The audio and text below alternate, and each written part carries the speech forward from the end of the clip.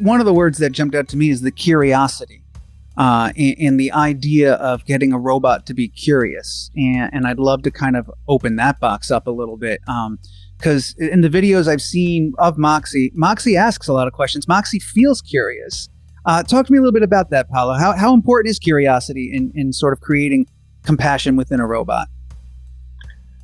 Well, I think it's super important. And the way Moxie is doing it is really using a trick to get the child to reflect on things that they may not have thought about themselves. So it's encouraging them, giving them an opportunity and a safe space in which you start thinking about, why am I feeling the way I'm feeling? And that reflection is an opportunity to learn more about yourself and understanding your emotions and your feelings, which opens up a new door, which gives Moxie an opportunity to start teaching the child strategies about how to manage your emotions to cope with things such as anxiety and other difficult situations.